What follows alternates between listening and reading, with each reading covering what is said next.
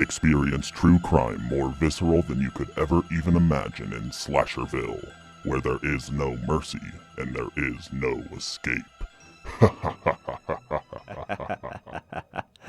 Good evening, everybody. I'm your host, Gregory, or Gory Greg for short, and we're back for another episode of Slasherville. Coming at you guys tonight with a super special episode, and I'm sure you're wondering, Greg, what's the occasion? Well, I'll tell you, but you must not be paying attention, because tonight marks the 1 year, that's right, 365-day anniversary of Slasherville. Yeah, that's right. That is right. Like, seriously, let that sink in. 365 full days, a full year. That's crazy. Absolutely crazy. It's really kind of hard for me to conceptualize that at all. Like, it feels like it's just been a couple months. Sorry. I'm getting kind of emotional here. It really means a lot to me. So yeah. Here's to the hopefully never-ending future of Slasherville. Now, like I said, we've got a very special episode for you guys today. As you know, we're a true crime podcast, which means we cover stories. Stories that involve heartbreak, tragedy, crime, and most importantly, violence. That's why today, for the 1 year anniversary special, we're doing a countdown of the top 3 most gruesome, most brutal murders that have occurred right here in the region of Riot. That is right, the long-awaited, first ever Slasherville countdown. We're making history tonight, folks. All right. With there being so much information to cover this time around, we are going to use the help of some outside sources and outside articles. This is very new for us, so it may not be the smoothest episode. Might be some kinks that need ironing out, but, you know, there's a first for everything. Now, I'll bet you guys are just dying to hear tonight's list. Eh? Well, in any case, hold your horses because we're not getting to it just yet. Don't worry, that'll be coming up real soon. But first, a word from our sponsors. Starting today, Shack Pizza is introducing the all-new Extra Sauce Explosion. It's a pizza with extra sauce. A whole lot of it. Taste and feel the delicious marinara explode into your mouth with every single bite. Here's a tip. Grab some extra towels before you paint the dinner table red. Yet again, that's Shack Pizza on Avenue. Let them know you came from Slasherville and they'll give you 15% off your first order. The offer is on until the 1st of June, so make sure you take it up. That's Shack Pizza at www.shackpizza.com. At our number 3 spot, we have George Farber, who was the unfortunate victim to an unidentified killer known as the Night Stalker. Kind of a lazy name there. Although the Night Stalker has not been active for many years, his brutality was enough to leave a permanent scar in communities around the region. Many believe that as we come up on the 2-year anniversary of his final kill, the day of his grand return will be upon us. Pretty ominous. The incident took place on the night of June 13th, 2019, which happened to be a Thursday. And, I mean, 1 day off, right? Now, before we go any further, I think it's time for weapon of choice. Whether a quick and easy gun, or a slow and painful screwdriver, or anywhere in between, there could be any number of ways a killer chooses to conduct his business. What device of torturous bloodletting was used on the unfortunate soul of George Farber? And what kind of pain... That's right. It was a knife. The weapon of choice was a knife. The good old-fashioned slicer and dicer. A little basic, but it definitely gets the job done. On that night, he had just gotten home from a long shift at work, forgetting to lock the front door behind him in his exhausted state. Rookie mistake, buddy. From that point, he was eating a meal at the dinner table while the rest of his family were upstairs when he heard the front door opening and closing. From there, Jonathan rose from his seat to investigate the noise, equipped with a kitchen knife. Actually, a relatively smart decision. Too bad his skills weren't up to snuff, though. He was reportedly stabbed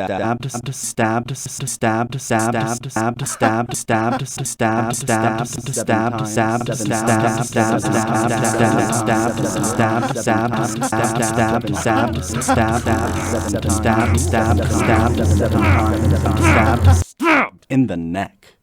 Jeez. After this point, the man ran outside the door he came in from, having seen the wife begin to call the cops. And, okay, yeah, seems to be about it. Decently gruesome, and remember, we're only at number 3. It's only going to get more gruesome from here. Yep, I'm just looking through the details here. Yep. Man, sometimes you have to wonder what it's like to be in their shoes and think about what they might have been experiencing, like, you know, the pain or the emotions that they were feeling in their final moments. It's really messed up to think about, actually. And we're not going to think about that, actually. Yeah, I mean, there's no need to, really. All we can, at the end of the day, all we can really do is be glad that we're not in their shoes. All right, let's see what else we got here. What? Oh no. No, come on. Really? Okay, oh, yeah, apparently they had, like, a pet rabbit, and it was... No, I can't. I'm done with this article. No, that just, I have a pet rabbit of my own, and that just put the image in my head of... No. I'm out of here. That's ridiculous. That's absolutely ridiculous. Why would you even include that in the article, honestly? Who wants to read that? Who wants to read that? Who goes online and says, oh, hey, I want to look at these stories about dead pets and... No, it's sadistic. Why would you put that in there? That's ridiculous. Who wrote this article? Hold on, I'm going to find who wrote this real quick. You know what? Actually, no. I think it's better if we just don't even give him the exposure. I think that is the best course of action here. Shame on you. Yeah, so about my rabbit, I might have told you guys about him before. I'm not really sure, but in any case, I'll just tell you about him again. His name's Pika. He's probably my favorite animal in the whole world right now. He's about 8 months old now, adorable little guy, and, yeah, you know what? I might just post some pictures of him for you guys a bit later. Yeah, over on the website. That's www.slasherville.com, same way you see it spelled here. If you do decide to head over there, maybe consider dropping $1 or $2. That would be awesome. All right, here's another article. Let me just make sure it's actually worth our time here. No mention of any dead rabbits so far. Seems this one got the memo. It seems to be a lot more boring, though. A lot more boring. Like, this is just going over so much useless information. Wow, guys, did you know that George, he grew up in Texas and he studied engineering? Isn't that just riveting? Oh, man. Like, what, is this the prequel or something? They haven't even mentioned the Night Stalker guy yet. Who cares about the baby they just had? That just makes it more depressing. This is literally what I was just talking about. Why do they like to include all these boring, depressing details? What do they think people come here for? Like, whatever. Well, that's a skip. Guess I gotta find another one. Oh, okay. Okay, here we go. Oh my god. Okay, well, it seems I've found another one that actually has some pictures. Like, really graphic pictures. Oh my god. Okay, that is a rarity. You never, ever see that in an article. Like, ever. That's super cool. I mean, cool that they would have the gall to even include the pictures. That's crazy. All right, I know you guys can't see the pictures, so I'm just going to look through here for a little bit longer. Yeah, this has a lot. Shout out to Gore Bunnies for the article here. I think it's an article. Yeah, I'll definitely link this one on the website later. Just want to... Oh, man. I mean, I've definitely seen worse, but that's still pretty fatal. You won't be walking out of that one. Bear with me, guys. I'm almost at the end here. So you almost can't look away. It's like a car crash. A lot like that, actually. Yeah, it's just really, really, really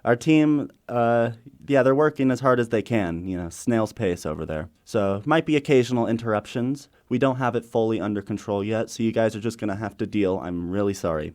Eventually, we'll be back to normal, I'm sure. I'm sure. Either way, we've got lots to get through and limited time to do it, so let's keep going. For weapon of choice, we've got, I'm going to let you guys guess. What do you think? What do you think? It could be anything. Chainsaw? Machete? Come on, where's the drum roll? You're not excited? Come on, guys. What was it?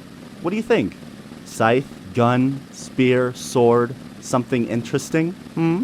Well, I hope you like surprises, because instead of any of that, we've got hands. The killer used his hands, and the scene of the crime was pretty much bloodless. Yeah. That's an issue. I guess that somehow slipped in there. Dev put a bloodless crime on our list, which, if I just go back here and check real quick. The episode's titled Most Gruesome Murders. Most gruesome, yes. Bloodless and gruesome. Those are two words that I say do not go together much at all. This is about the level of respect that the people who I've been paying top dollar, this is the respect that they have for you guys. Yeah, I don't know what else to say. That's that. So this article has a bit more information, and there's actually a motive this time. That's cool. I mean, do we really care anymore? Yeah, I don't think so. Formally, I would like to apologize from the bottom of my heart, even though it wasn't really my fault. I wish I could just have Dev come on and defend himself instead of me having to do it for him, but no, he just gets to hide up in his little production room without having to get involved. Very brave. Special's ruined.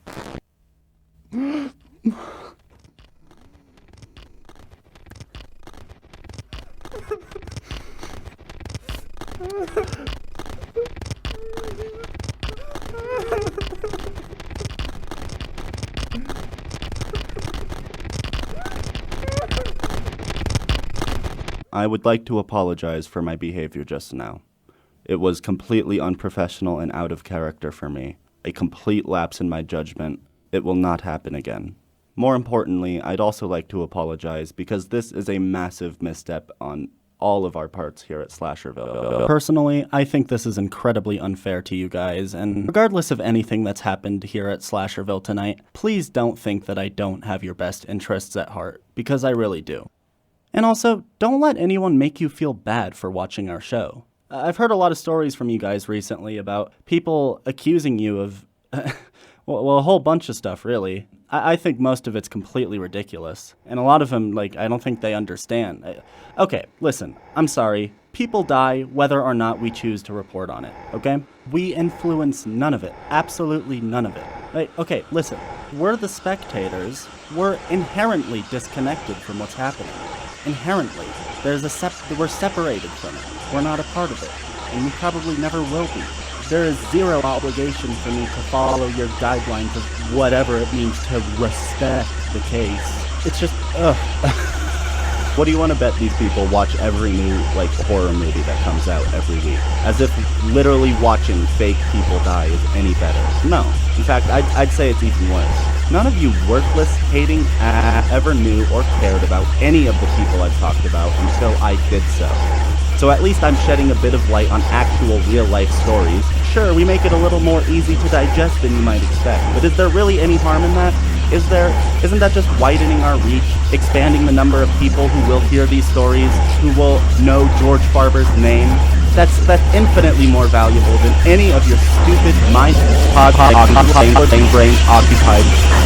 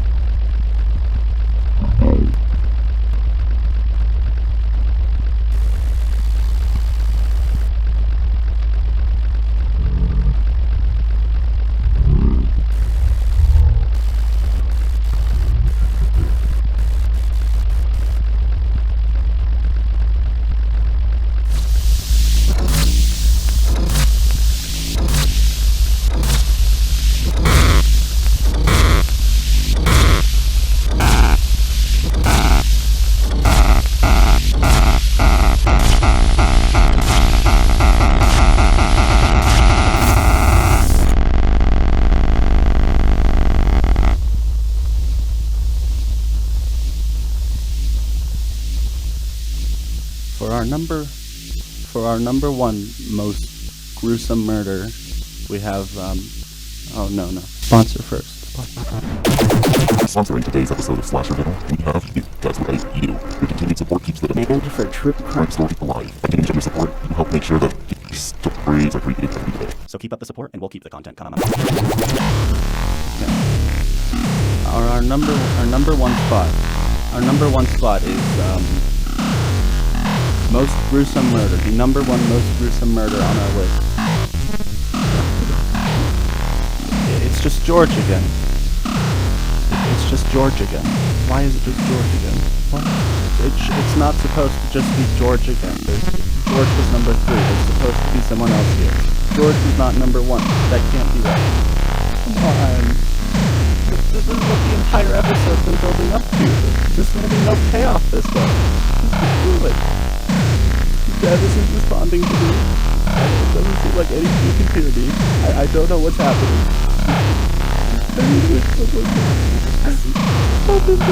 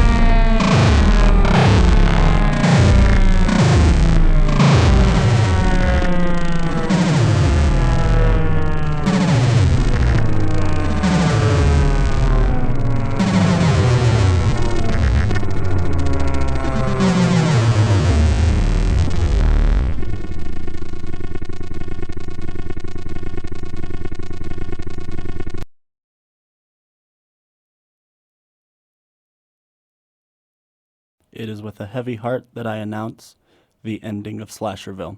It's been the best year of my entire life, but unforeseen circumstances have forced me to terminate this show. I greatly apologize to all of you, and I hope that you can forgive me.